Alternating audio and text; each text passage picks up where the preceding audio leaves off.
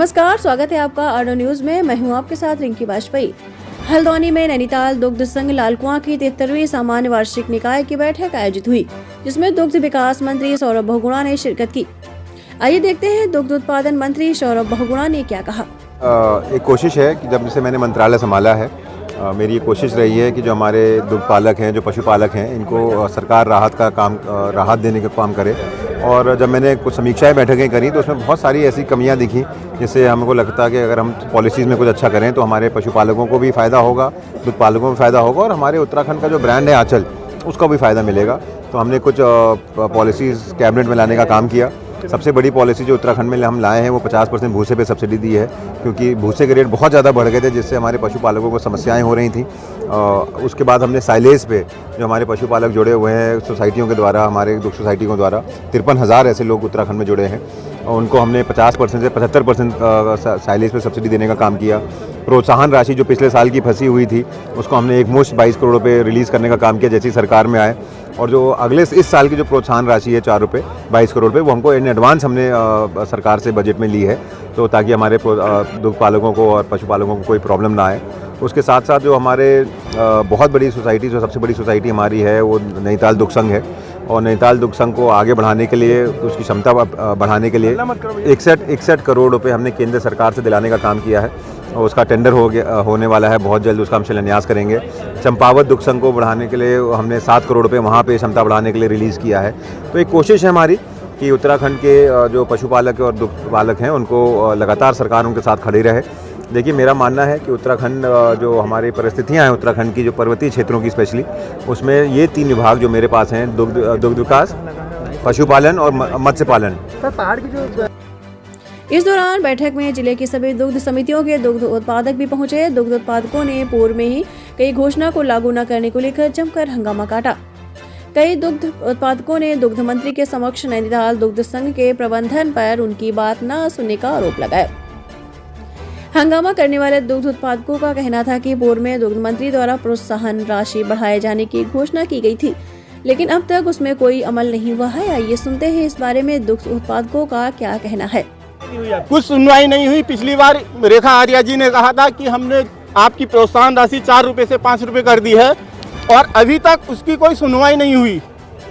पिछली दुग्ध मंत्री रेखा आर्या जी थी, इस बार हमारे सौरभ बहुगुणा जी हैं। तो इस बार उनके सामने हमने 3 बार माइक वाले के पास गए, हमको बोलने का मौका ही नहीं दिया। लालकुआं दुग्ध संघ प्रतिनिधियों की आवाज़ दबाना चाहता है, यहाँ ये अपना अफसरशाही चलाने चाहते हैं और जनता की कोई नहीं सुनना चाहता। भुवन चंद जोशी।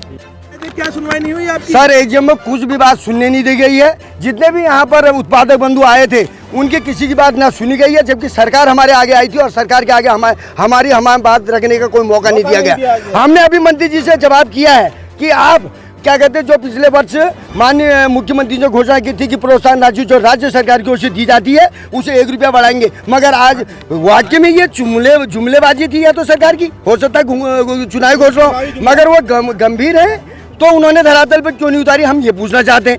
और दूसरी बात है महोदय कि ये सरकार की और प्रशासन की कुनीतियों के कारण ये भूसे का रेट इतना बढ़ा कहाँ पहुँच गया, ये बताइए। ऐसे में क्या गौवंशों को पाला जाएगा?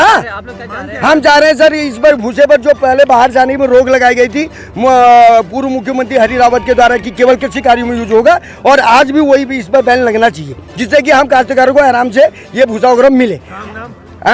सर, मेरा नाम देवेंद्र सिंह बोरा है, मैं कोटाबाग समिति से हूँ। अनुसार राज्य के सभी जिलों में नैनीताल दुग्ध संघ दूध के उपार्जन में पहले नंबर पर। दुग्ध संघ द्वारा मुनाफे के 2 करोड़ रुपए दुग्ध समितियों और दुग्ध उत्पादकों को बोनस के रूप में वितरित करने के साथ ही 1 करोड़ 5 लाख का भी शुद्ध लाभ अर्जित किया गया है।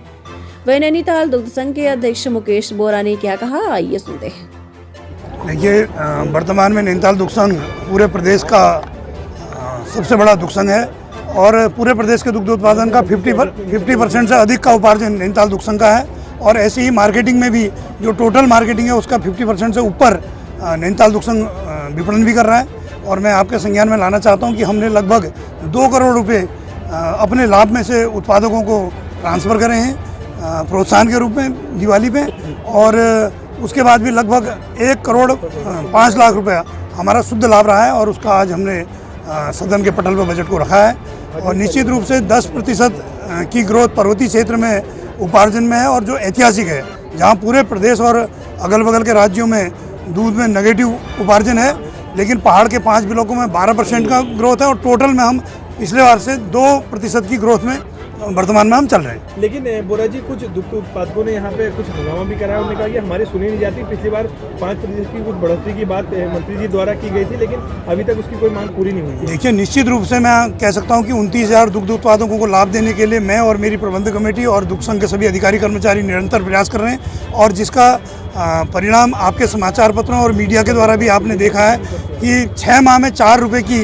उत्पादकों की मूल्य वृद्धि करी गई है, जो 73 साल के इतिहास में एक अपना अलग सा इतिहास है। क्योंकि आज तक 1 रुपया 2 रुपया बढ़ता था, लेकिन हमने 6 माह में 4 रुपये बाजार में बढ़ाया, तो सीधे फार्मर को 4 रुपये दिया है, जो मैं कह सकता हूँ कि पूरे प्रदेश में ही नहीं बल्कि उत्तर प्रदेश के समय से यह ऐतिहासिक निर्णय है कि जब 4 रुपये उत्पादक के 6 माह में बढ़ाए गए हैं। अर्णव न्यूज की आपसे गुजारिश है, अगर इसको बचाना चाहते हैं तो आप अर्णव न्यूज के रेड कलर सब्सक्राइब करने के लिए सब्सक्राइब बटन को दबाएं, फिर बेल आइकन की घंटी दबाएं। अर्णव न्यूज को बचाने के लिए बहुत जरूरी है कि हर खबर को शेयर करें, लाइक करें और हाँ, कमेंट करना बिल्कुल ना भूलें।